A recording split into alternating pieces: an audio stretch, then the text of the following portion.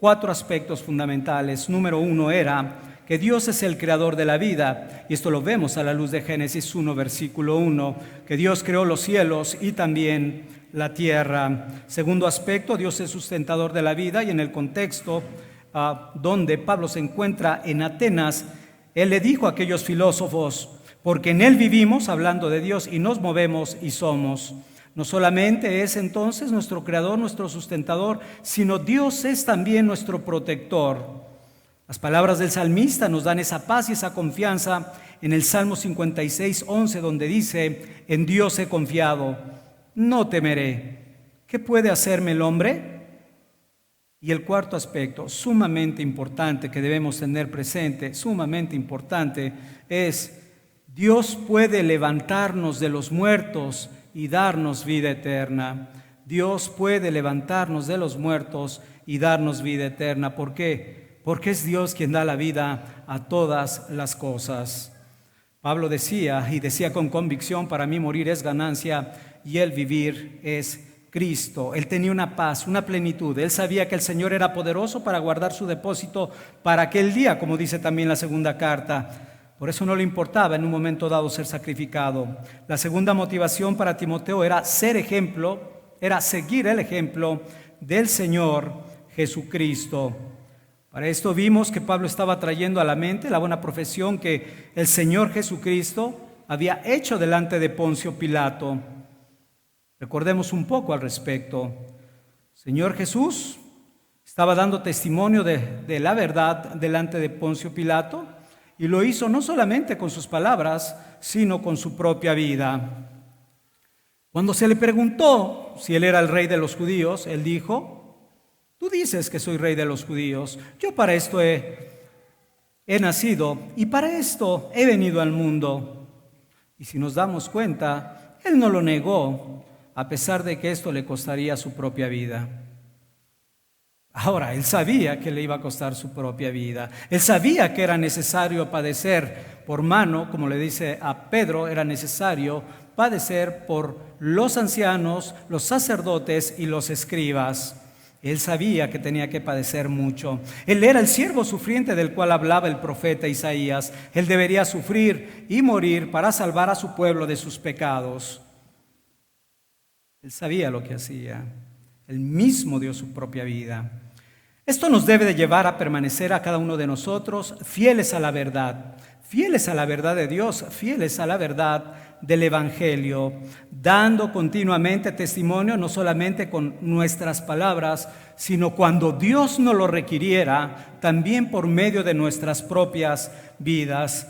Ya sea cuando enfrentemos, es cuando podemos dar ese testimonio firme, cuando enfrentemos las críticas, las oposiciones o aún las persecuciones. Es cierto, no tenemos una persecución como la primera iglesia, pero tenemos circunstancias que vivimos en la escuela, en el trabajo e inclusive como iglesia. Pues en todo esto nosotros debemos demostrar el ejemplo del Señor Jesucristo. Pablo continúa, no solamente nos ha dado estas dos motivaciones, continúa hablando en el versículo 14 diciendo: te mando delante de Dios que guardes el mandamiento sin mácula ni reprensión hasta la aparición de nuestro Señor Jesucristo. Una vez más, Pablo haciendo un imperativo serio, firme, para animar, pero también para exhortar a Timoteo a seguir adelante. Así entonces, Timoteo debería de guardar, dice aquí, el mandamiento. Recordemos que el mandamiento es todo aquello que ha venido hablando a lo largo de esta epístola, todo aquello en lo que Timoteo había sido instruido. Y esto debería hacerlo de manera irreprensible. De lo contrario, no iba a poder edificar adecuadamente la iglesia de Dios. No lo iba a lograr si él no era un buen ejemplo para los creyentes. Cuando hablamos de irreprensibilidad, cuando hablamos de la integridad que marca la Escritura, nuevamente tenemos que recordar que no está hablando de perfección, porque mientras estemos en este cuerpo de muerte no podemos ser perfectos y sin mancha. Pero sí, como lo hemos dicho constantemente, nos podemos estar esforzando continuamente en la gracia hasta que seamos libres de la corrupción. Bueno, hasta que seamos libres de la corrupción, cuando Él perfeccione la obra en su segunda venida. Así que mientras nosotros debemos ocuparnos en nuestra salvación con temor y temblor, hasta el día en que Dios nos restaure completamente a su imagen.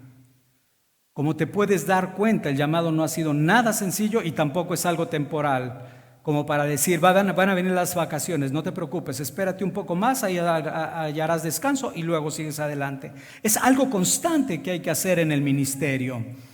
Es algo difícil, es algo constante y es algo permanente. ¿Durará? ¿Hasta cuándo? Hasta que esté Timoteo en la presencia del Señor o hasta que el Señor venga. Hasta que cada uno de nosotros estemos en la presencia del Señor o hasta que Él venga.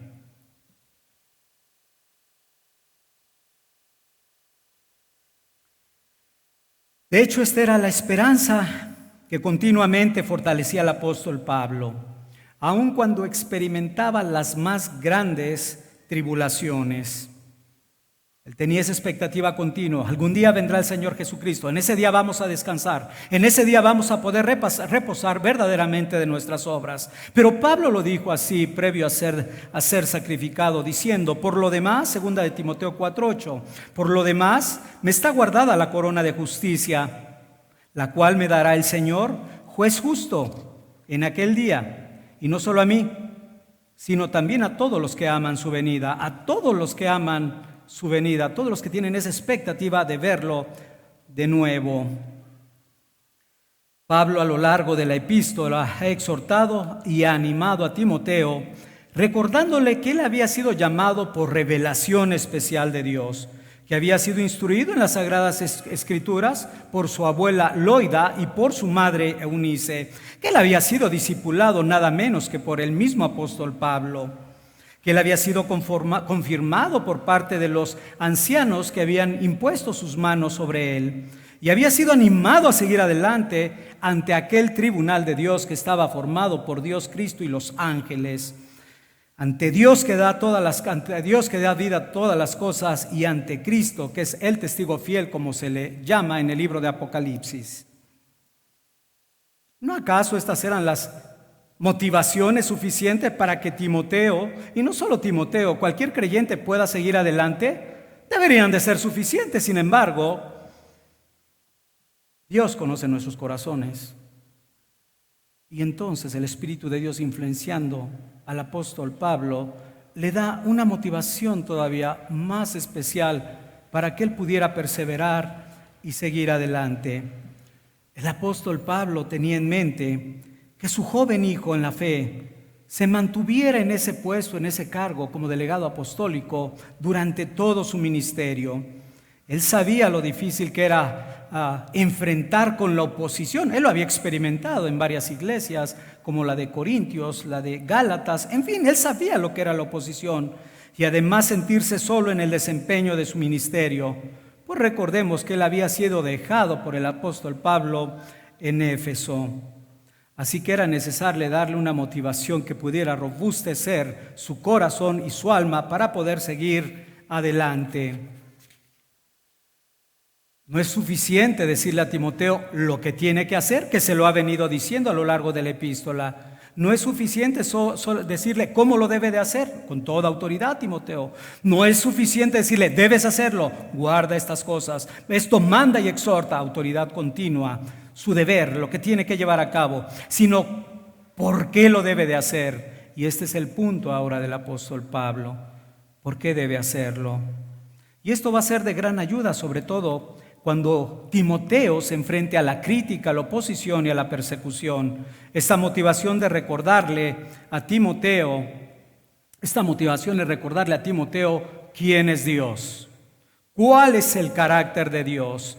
Y tengamos presente lo siguiente: la teología propia o la doctrina que nosotros o lo que nosotros creamos de Dios se va a ver reflejado en nuestra conducta y en nuestra manera de vivir en las diferentes circunstancias de nuestra vida. Repito, porque es algo importante si lo podemos entender. La teología propia, es decir, lo que nosotros creemos de Dios, se va a ver reflejado por un lado en nuestra conducta y en nuestra manera de vivir, en todas, absolutamente todas las circunstancias de nuestra vida. Dicho de una manera muy sencilla, no solamente en el día del Señor, donde podemos estar felices y dichosos y gozosos en el Señor, sino en toda circunstancia, como la estaba experimentando este joven discípulo. Así que era necesario animarlo, alentarlo, y para eso le dice en el versículo 15 y 16 de esta epístola, la cual, continúa hablando el apóstol Pablo, la cual a su tiempo, hablando de la segunda venida, la manifestación de Cristo, la cual a su tiempo mostrará el bienaventurado y solo soberano, Rey de reyes y Señor de señores, el único que tiene inmortalidad, que habita en la luz inaccesible, a quien ninguno de los hombres ha visto ni puede ver, al cual sea la honra y el imperio sempiterno. Amén. En estos versículos el apóstol Pablo no solo está mencionando, como puedes observar, algunos de los atributos de una manera fría, de una manera seca, de una manera apática, no en absoluto. Él está irrumpiendo y explotando en adoración por medio de estas palabras. Cuando pensaba en la grandeza de Dios, cuando pensaba en las perfecciones, su corazón no podía menos que ser inflamado en adoración y en admiración hacia Dios. Y es muy interesante que Pablo una vez más lo retome con Timoteo. Anteriormente ya le había dicho en esta misma carta, diciéndole en el capítulo 1, versículo 7, había irrumpido también en un momento de adoración. Por eso yo te digo, el apóstol Pablo, meditando con respecto a estos atributos, llegó ese momento donde ya no pudo más sino solamente levantar estas palabras en adoración. Pero vamos a ver cómo y en qué contexto lo hizo en Primera de Timoteo capítulo 1, versículos 15 al 17. Le dice Pablo a Timoteo, palabra fiel y digna de ser recibida por todos, que Cristo Jesús vino al mundo para salvar a los pecadores, de los cuales yo soy el primero. Pero por esto fui recibido a misericordia, para que Jesucristo mostrase en mí el primero toda su clemencia, para ejemplo de los que habrían de creer en Él para vida eterna. Por tanto, al Rey de los siglos, inmortal, invisible, al único y sabio Dios, sea honor y gloria por los siglos de los siglos. Amén. Esto lo hizo en el primer capítulo. Y esto lo hace, si tú te das cuenta, después de primeramente estar hablando, narrando su propia conversión y en el contexto de la encarnación del Señor Jesucristo, de la primer venida, y estalla en adoración. Ahora el contexto es otro, la segunda venida de Cristo. Irrumpe las palabras que viene hablando y estalla una vez más, explota una vez más en adoración al estar meditando en las perfecciones, los atributos de Dios. Por eso yo decía que el Señor transforme estos corazones fríos, apáticos, y que nos lleven a aprender a adorar de esta manera al Rey de Reyes y Señor de Señores. Que seamos transformados por el poder de su palabra y el poder del Espíritu de Dios obrando a través de ella. La segunda venida fue la causa de esta adoración. Dice el apóstol Pablo que a su tiempo mostrará a Dios. Dios es Señor sobre el tiempo. No, Dios es Señor sobre todas las cosas de su creación. Él es el Rey de los siglos y Él sabe cuál es el tiempo perfecto en que el Señor Jesucristo aparecerá nuevamente en este mundo. Y esto es importante que nosotros podamos reconocer para evitar tantos y tantos errores que se han dado. Por un lado, siempre ha habido aquellos hombres que tienen un concepto muy alto de sí mismos para atreverse a establecer alguna fecha de la venida del Señor Jesucristo. Y ha habido muchas personas a lo largo de la historia. Una de ellas fue Elena G. de White, la fundadora de los Adventistas del Séptimo Día. Otro fue Charles Russell, el fundador de los falsos testigos de Jehová. Y otro de ellos actual es el señor Alducin. Sin embargo, una vez más, las Escrituras nos dicen que los tiempos y las sazones solamente le pertenecen al Padre. Y es a Él a quien ahora se está refiriendo de manera muy particular. Y esto no quiere decir que el Hijo o el Espíritu Santo no sepan el tiempo de la segunda venida de Cristo, pero ahora particularmente en este texto se refiere al Padre.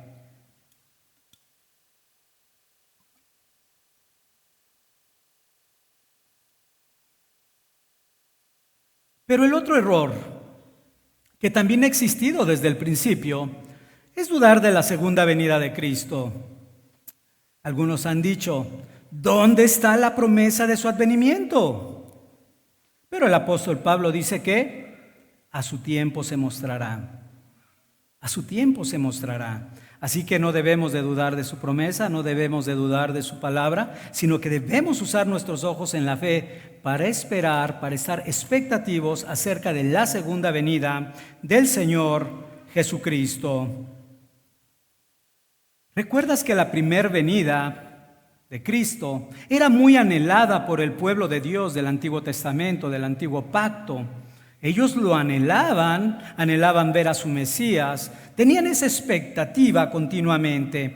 De hecho, hace unas semanas, cuando estuvimos hablando acerca de la necesidad de mantener como iglesia la lectura, la exhortación y la enseñanza, veíamos que en las sinagogas se tomaban las escrituras, se leían, se daba el sentido y se buscaba hablar del Mesías continuamente, hasta que el Señor Jesucristo da la revelación diciendo, hoy se ha cumplido esta escritura delante de vosotros. Y el punto es este: a pesar de que había el anhelo y el deseo de ver al Señor Jesucristo en su primera venida, el Señor no actuó precipitadamente por ello.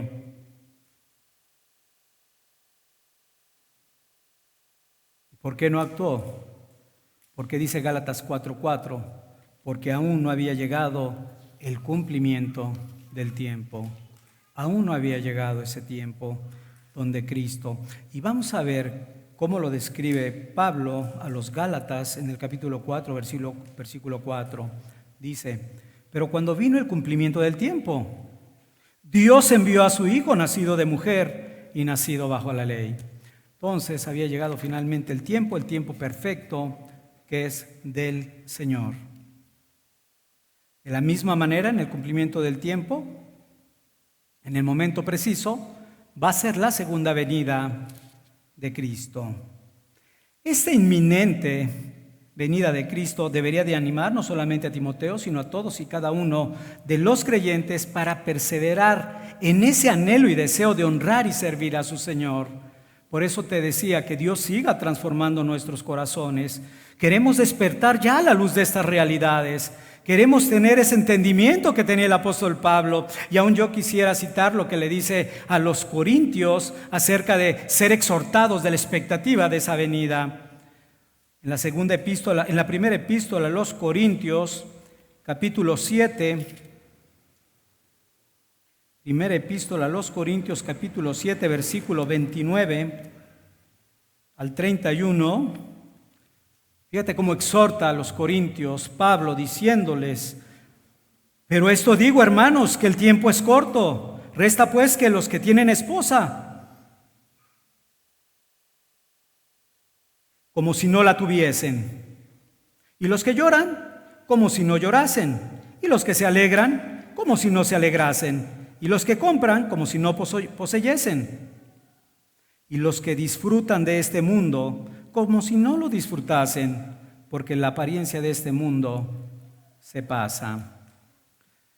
Que el Señor nos lleve a vivir cada día más a estas realidades eternas, pero tenemos que empezar a hacerlo nosotros buscándolo continuamente. Ciertamente busca adoradores en espíritu y en verdad, y es lo que debemos de buscar continuamente en nuestras vidas.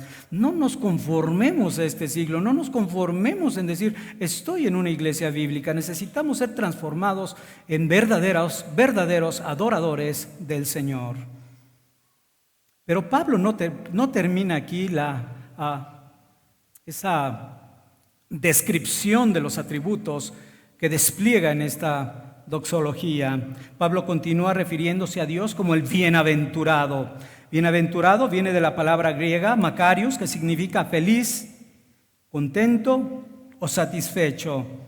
Y este atributo, la bienaventuranza o bienaventurado en relación a Dios, significa o describe la ausencia de infelicidad o de insatisfacción o de frustración. Nada puede alterar el contentamiento celestial. Nada de lo que sucede en la tierra puede alterar el gozo y plenitud del Señor. Y este es el mismo contentamiento que debe de experimentar todo aquel que hoy está o tiene una relación con Dios. Timoteo debe de entender que no hay nada que perturba, que así como no hay nada que perturba al Señor, así él, Timoteo, y nosotros también, debemos de poner plenamente nuestra confianza en Él. El Señor sabe que todo lo que está sucediendo es para su gloria, y el Señor sabe que todo lo que está sucediendo es para el bien de su iglesia. Así que debemos también nosotros evitar ser perturbados. A pesar de la oposición, de las pruebas, las persecuciones, las aflicciones que puedan venir, el hombre de Dios puede disfrutar verdaderamente de paz. Porque esa paz no está en función a las cuestiones externas, no importa cuán difícil puedan ser estas, sino está en el conocimiento de que Dios tiene el dominio y el gobierno absolutamente de todas las cosas. Además, el reconocer que Dios es bienaventurado nos lleva a reconocer que nuestra propia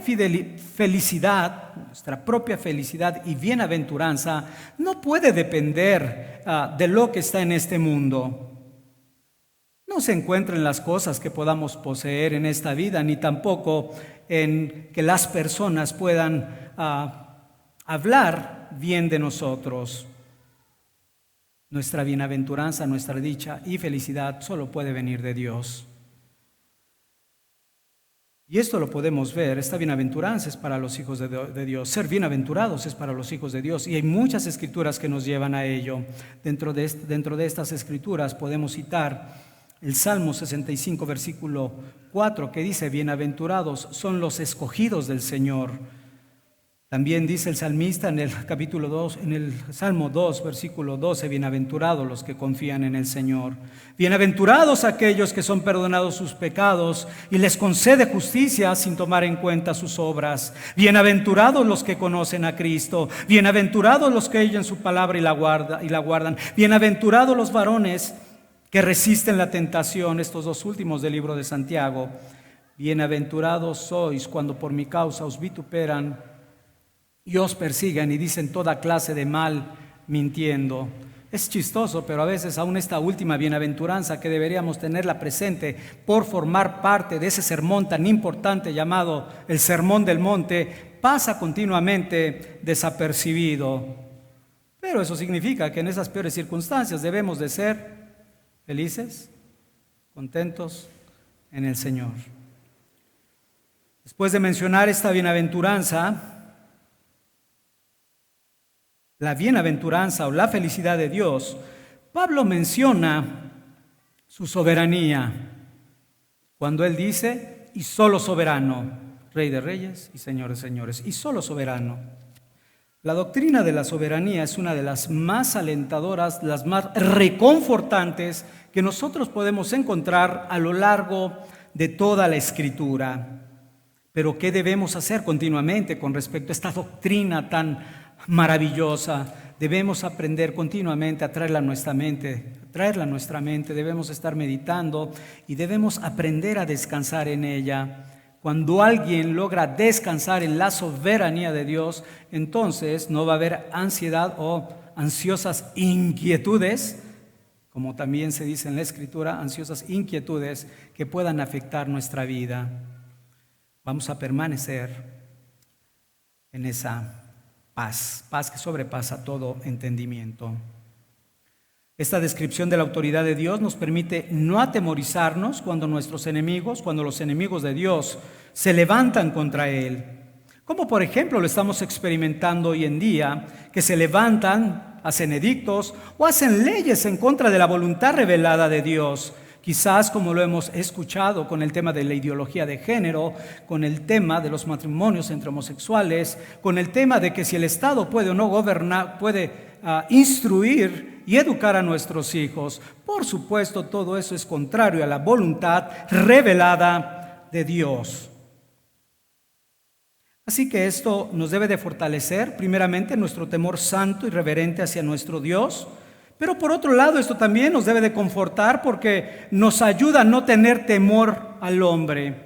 El temor al hombre, recordemos que pone lazo a él. Es decir, que cuando nosotros escuchamos a los enemigos que se levantan contra Dios, tratando de hacer este tipo de edictos o de leyes, podemos sentirnos amenazados. Pero nosotros no debemos de permanecer paralizados, sino debemos de seguir adelante. A pesar de todo, cualquier circunstancia, debemos de seguir adelante. Así que con justa razón, nuestro Dios es llamado el único y soberano. Dios es absolutamente soberano y reina sobre todo y en todo lugar. Por lo tanto, nada debe de estorbar a nuestros ojos para que nosotros podamos mirar continuamente a nuestro Dios y a nuestro Señor Jesucristo. Y aún como lo decíamos en la meditación, para estar contemplando continuamente ese precioso sacrificio, pase lo que pase, como lo hemos visto en el testimonio de la verdad, en el testimonio de la buena profesión que llevó a cabo el Señor Jesucristo delante del gobernador Poncio Pilato. Señor siempre va a usar todas las cosas para nuestro bien. Recordemos, el Señor no solamente es soberano en los cielos, el Señor es soberano también aquí en la tierra. Y lo que Él ha determinado, nadie lo puede impedir. Pero Pablo asigna a Dios también el título de Rey de Reyes y Señor de Señores. Es interesante porque ahora lo retoma nuevamente el apóstol Pablo. Recordemos que en aquellos días la iglesia estaba experimentando una gran oposición por parte de los gobernantes, al punto que recordamos cómo el mismo apóstol Pablo estaba preso por el emperador romano Nerón. Así que era probable que Timoteo y los demás hermanos de las iglesias en ese momento se sintieran quizás desanimados ante la persecución de estas autoridades que no estaban llevando a cabo su ministerio correctamente delante de Dios. Por ello, más adelante el apóstol Pablo, por un lado, anima en diferentes cartas a los creyentes, y una de ellas es a los filipenses, de manera especial para que no estuvieran temerosos de las circunstancias y de la persecución que se había dado. Y el mismo apóstol Pablo en la segunda carta tiene que animar a Timoteo diciéndole: no te avergüences de dar testimonio del Señor, ni de mí, dice Pablo, preso suyo, participa de las aflicciones del Evangelio. Y yo te digo a ti también, tienes que aprender a participar de las aflicciones del Evangelio. No existe otro tipo de cristianismo real, bíblico, vivo en el Espíritu, vivo en la palabra. Un cristianismo que avanza, que conquista, que va hacia adelante, un cristianismo real. Por eso las exhortaciones continuas, porque aquel que no vive este tipo de cristianismo, algo raro está pasando. Más bien hay preocupación cuando algo no está sucediendo en las vidas de las personas. Dice la Escritura que sobre un alto hay otro más alto, así que sobre estas autoridades siempre va a haber alguien más alto, y ese se llama el Rey de Reyes. Y ellos jamás podrán impedir que el Evangelio se proclame. No lo han podido impedir ni lo podrán impedir. Y esto lo vemos también a la luz de las prisiones del mismo apóstol Pablo. ¿No acaso Pablo utilizó las prisiones para poderle compartir a todos aquellos custodios que continuamente estaban en su presencia? A todos aquellos que le visitaban diciendo: ¿quién es aquel que viene del camino? O aquellos de los que vienen aquellos que forman parte del grupo de los nazarenos, de los cristianos. Y les compartía el Evangelio continuamente, al punto que fue ahí donde se convierte Onésimo, aquel familiar de Filemón. Nada está sobre el Rey de Reyes y Señor de Señores. Y siempre hay que reflexionar con respecto a la autoridad. Hoy en día es muy mal entendido qué es la autoridad, y escuchas frases equivocadas por la falta de un entendimiento correcto. La autoridad de los patrones, la autoridad de los esposos, la autoridad de los padres, pero no hay un entendimiento correcto. Voy a ser muy breve, pero espero que quede claro con respecto a esto. La intención de Pablo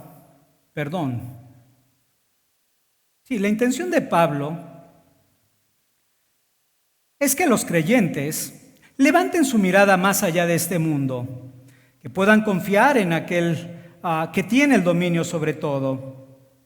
Él ha establecido autoridades en esta tierra con un propósito y de manera temporal. Esta autoridad va a terminar cuando Él regrese. Pero el punto que quiero enfatizar, el Señor, cuando delegó la autoridad, no lo hizo para anular la suya o para disminuirla. Cuando el Señor delegó la autoridad, como lo vemos en Romanos 13, en Primera de Pedro, en Tito, en el libro de Efesios, el sometimiento es la autoridad, lo hizo sabiamente, lo hizo para confirmar su propia palabra, para que se guardara la propia palabra, porque ¿no acaso la autoridad está para infundir temor al que hace lo malo y no al que hace lo bueno? Y ahí es cuando las personas no saben distinguir entre lo que es un mandato de Dios, una ordenanza de Dios y una ordenanza delegada a la autoridad, que Dios ha delegado. El Señor lo hizo para delegar y confirmar su autoridad por medio de ellas. No debes de robar, y por eso trae la espada, para confirmar la autoridad del Dios de los cielos. Continúa el apóstol Pablo diciendo que Dios es el único que tiene inmortalidad. Y esta parte del pasaje también es de sumo gozo, sumo aliento. Ya me imagino a Timoteo con todo el contexto que tenía desde su niñez con respecto a las Sagradas Escrituras y cómo pudo deleitarse ahora en este atributo, la inmortalidad. Aquí vemos que Pablo está insistiendo una vez más en la inmortalidad que pertenece a Dios. Dios es la fuente inagotable de la vida. Esto debe de ayudarnos, por un lado, a no desmayar en la lucha que tenemos contra los principados, contra las potestades del presente siglo. Acuérdate, no tenemos lucha contra sangre y carne, dice el apóstol Pablo a los Efesios. Y tampoco debemos permitir que cuando estemos en medio de la batalla también nos afecten en nuestra confianza y mucho menos en nuestra obediencia al Señor. Es que las circunstancias me llevaron a menguar en cuanto a mi fe. No hay circunstancia. Esto es lo que nos está tratando de exhortar el apóstol Pablo. Pero además tratar la eternidad siempre es un punto importante, porque Pablo ahora describe, o con esto que Pablo nos describe, lleva a que nuestros corazones no estén en las cosas que perecen, sino en aquellas cosas que llevan a la vida eterna, aquellas cosas que son para vida eterna, que permanecen para vida eterna. Ahora ve el texto, dice, al único que tiene inmortalidad. Es interesante el texto. ¿Por qué? Pablo dice que Dios es el único que tiene inmortalidad. Podríamos hacernos esa pregunta. ¿No acaso las Escrituras también nos dicen que los ángeles son espíritus inmortales? Y que el alma que ha puesto en el hombre no perece con la muerte. Y esto debe de animarnos también y de deleitarnos. El alma que el Señor ha puesto no perece con la muerte. Entonces, ¿encontramos alguna contradicción en este aspecto con respecto a nuestra fe, a lo que creemos nosotros? La respuesta es no. No hay absolutamente ninguna contradicción. Primero debemos recordar en primer lugar que Dios es inmortal en sí mismo. Dios es inmortal en sí mismo. Y Él es el que nos concede ese privilegio de la inmortalidad. Nos lo concede a nosotros, se lo concede a los mismos ángeles. A nosotros nos los concedió. ¿Recuerdas en el contexto de la creación? Cuando el Señor sopló aliento de vida en el hombre. Esto es muy interesante porque entonces fue el Señor que se agradó, fue el Señor el que quiso darnos vida eterna, fue el que nos ha dado el privilegio de hoy tener inmortalidad. Esto nos debe de llevar, por un lado, a no gloriarnos. No tener cierta jactancia por decir, bueno, nosotros tenemos la inmortalidad porque ahora estamos en Él. o gloriarnos como si por nuestro propio esfuerzo nosotros hubiéramos logrado la inmortalidad. En absoluto. Más bien, ¿te acuerdas cuando entendiste que por gracia sois salvos por medio de la fe? Y lo primero que eso puede llevar a experimentar en el corazón es una terrible humillación. No hay nada en nosotros que pueda llevarnos a Cristo. Cristo, el Señor, es el que nos ha dado la fe para creer en Cristo. Y de la misma manera, así como el Señor nos ha concedido la fe, nos ha dado la inmortalidad. Así que lo único que debe producir en nuestros corazones es humillación. Humillación y un verdadero deseo de buscar, adorarle y servirle como es debido. Pablo nos está hablando de la verdadera inmortalidad que tenemos cuando venimos a Dios por medio del Señor Jesucristo. Pablo nos está hablando de la vida eterna.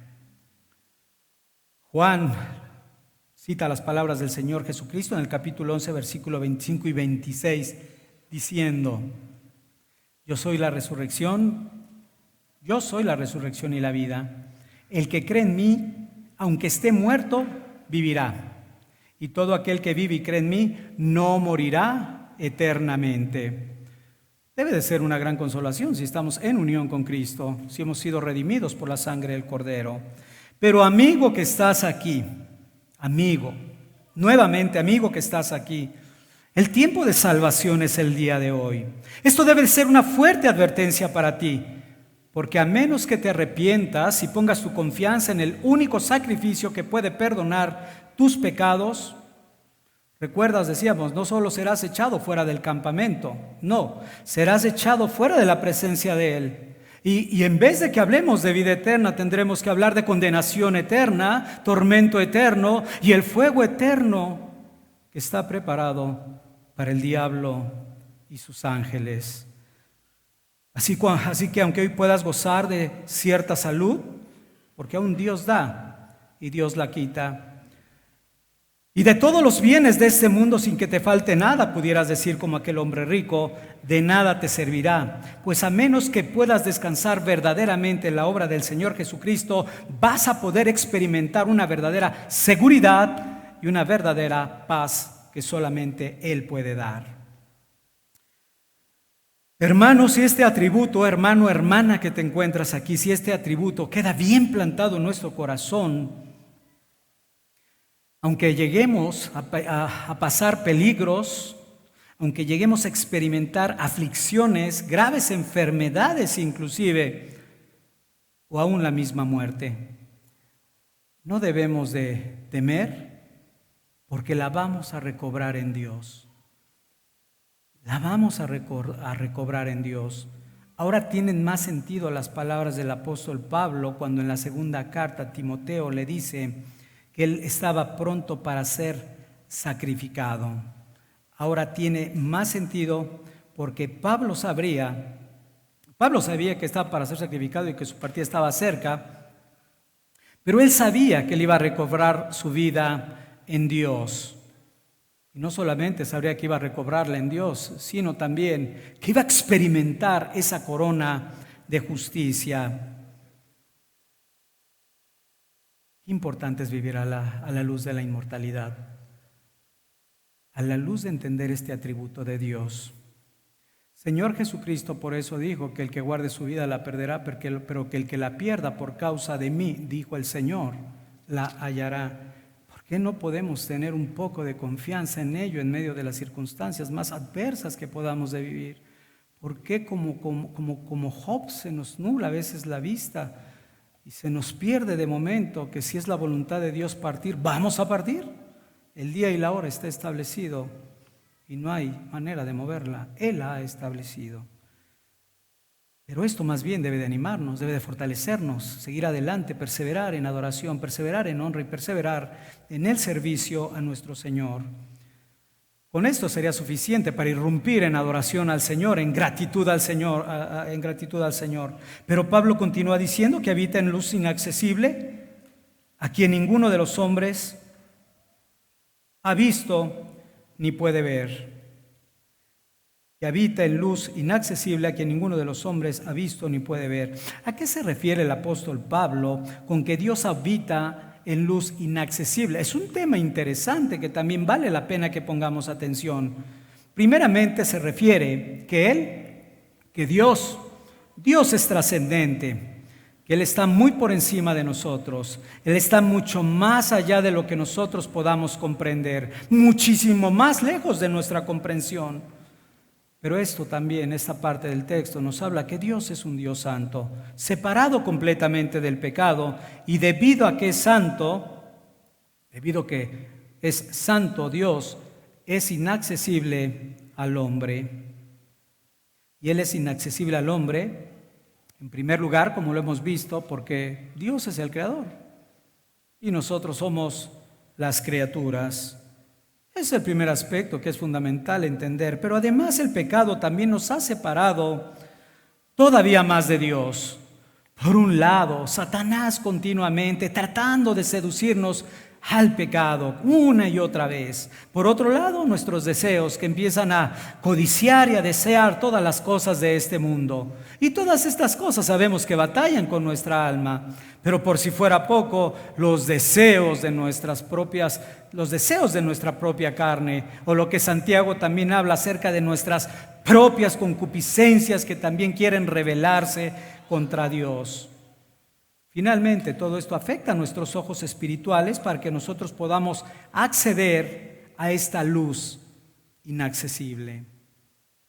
Al hablar de esta luz inaccesible en la cual Dios habita, Pablo quiere mostrarnos también que el hombre no puede acercarse a Dios por su propia sabiduría, por su propia imaginación o por sus propios medios.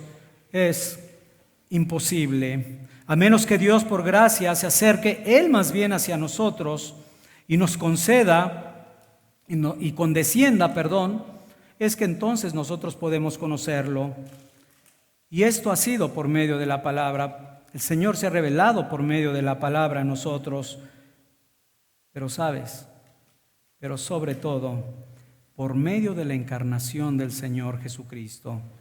Cristo es la imagen del Dios invisible. Y cuando nos es revelado, entonces pasamos de las tinieblas de nuestros pecados a su luz admirable. ¿Entiendes por qué este hombre, Pablo, irrumpió en esa adoración? Seguir entendiendo nuestra incapacidad de poder acercarnos a Él. Primeramente por lo que Él es, en automático estamos alejados de Él, pero luego por todo el residuo, por toda nuestra pecaminosidad que también nos separa de Él. ¿Cómo no irrumpir en adoración y en gratitud a Él? Dice el Salmo 34:5, los que miraron a Él fueron alumbrados. Y esto es más que palabras del salmista, es una promesa para todos y cada uno de nosotros, que si nosotros también nos acercamos a Él, si vamos a Él, Él nos dará luz. Ya no andaremos en las tinieblas de nuestros pecados, entonces más bien vamos a poder mirar a Dios en la faz del Señor Jesucristo, como lo dice Mateo capítulo 5, pero ahora el versículo 11. ¿Qué dice Mateo 5:11? No cité esa bienaventuranza cuando hablamos de ese atributo bienaventurado, pero recordemos que bienaventurados son los de limpio corazón, porque ellos verán a Dios. Los de limpio corazón ahora pueden ver a Dios en la faz del Señor Jesucristo. Asimismo lo dice Juan en el capítulo 1, versículo 18, que cito: a Dios nadie le vio jamás. El unigénito Hijo que está en el seno del Padre lo ha dado a conocer. Amén. No solo Timoteo, sino todos nosotros como creyentes del nuevo pacto debemos de animarnos cuando vemos el privilegio de poder contemplar la manifestación de Dios por medio de la persona del Señor Jesucristo. Poder entenderlo, poder verlo, poder apreciarlo, en fin. Este privilegio nos debe de llevar, primero que nada, a una mayor consagración. Nos debe de llevar también a andar en la luz como Él es luz. Nos debe de llevar o influenciar a ser más santos como el Señor es santo. Debemos andar, y algo muy importante que Pablo le ha dicho continuamente a Timoteo, es algo que verdaderamente ejercitó Pablo: debemos andar con una conciencia limpia. Y andar con una conciencia limpia nos va a llevar a no ser ingenuos e ignorar las maquinaciones del diablo. Nos va a llevar a no ser ingenuos y a ser cuidadosos de aquellos dardos de fuego del enemigo. Nos va a llevar continuamente a velar y orar. Nos va a llevar a tener contentamiento con el sustento y el abrigo que hoy tenemos y guardarnos de toda avaricia y codicia. Vamos a ser más cuidadosos para no proveer para los deseos de la carne. Pero un punto importante que yo meditaba con respecto a esto, cuando tú piensas en la obra de gracia, como Pablo lo dijo en el primer capítulo, que de los pecadores yo soy el primero, y piensas en tu propia conversión, y piensas cómo el Señor literalmente te sacó de pecados escandalosos y asquerosos, dicho de paso, eso es muy evidente para todos. Y bueno, decimos, todavía hay vestigios de pecado en nuestras vidas que estamos mortificando. Pero hay un punto que yo exhorto para que seamos cuidadosos, para mantener esa conciencia limpia. Y esto es una mente limpia, pensamientos puros.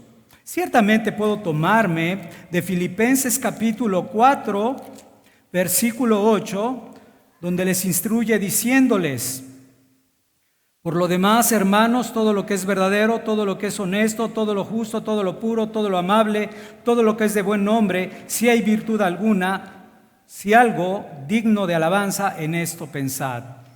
El punto de mantener nuestra conciencia limpia por medio de nuestros pensamientos, no solamente por nuestras acciones pecaminosas, pensamientos impuros, tus malas sospechas contra alguien, ya estás pecando contra Dios. Ese pensamiento impuro de inmoralidad sexual, ya estás pecando contra Dios. Ese pensamiento de codicia contra algo que estás insatisfecho en tu corazón, ya estás pecando contra Dios. No le des lugar al diablo. Esa es la verdadera santificación.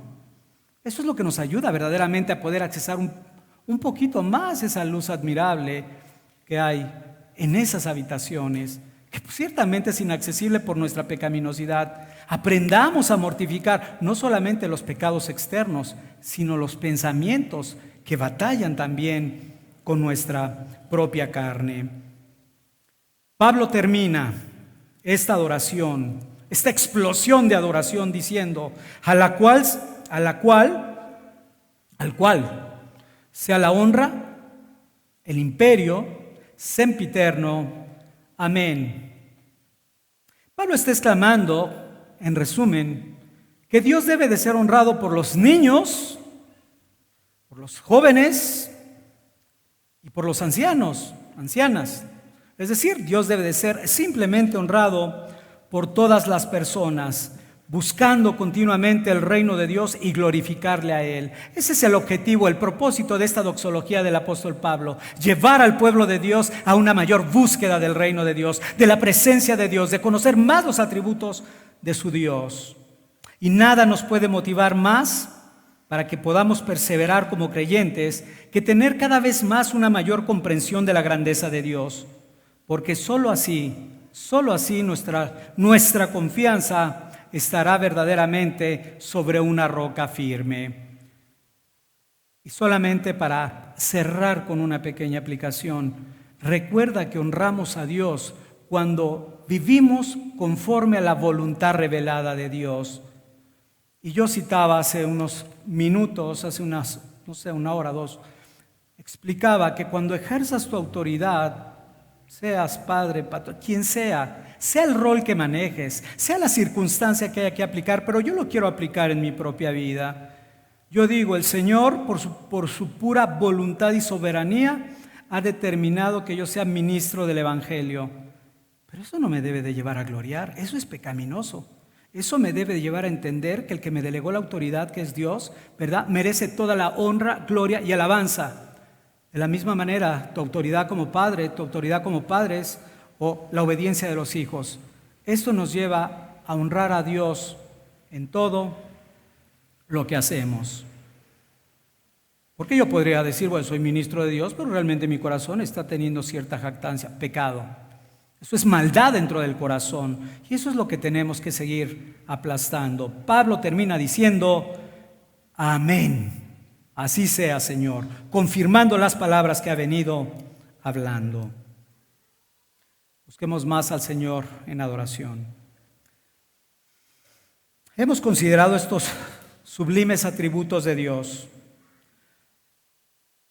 Estos atributos gloriosos, gloriosísimos, nos muestran a un Dios glorioso. Aquel Dios que está sentado, como dice el profeta Isaías, en su trono alto y sublime. Y este mismo Dios se ha revelado a nosotros por medio de la persona del Señor Jesucristo. Por medio de Cristo. Es por medio de Cristo que podemos ahora conocer a Dios. Porque recordemos que en Cristo habita corporalmente la plenitud de la deidad. Él es Dios con nosotros y por medio de esta Santa Cena vamos a recordar que Él entregó su vida por nosotros para perdonarnos de nuestros pecados y perdonarnos y limpiarnos de toda nuestra maldad. Pero hay un punto adicional que debemos tomar en cuenta. También para que podamos habitar y tener comunión con Dios. Y tener una comunión eterna con Dios. Aún la Santa Cena nos muestra esa condescendencia de este majestuoso Dios. Porque es a través de estos elementos físicos y tangibles que ahora vamos a utilizar que podemos recordar a nuestro precioso mediador, por el cual ahora tenemos acceso al Padre.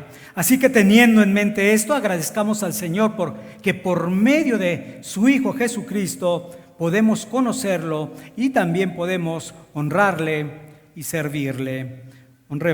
Oremos al Señor.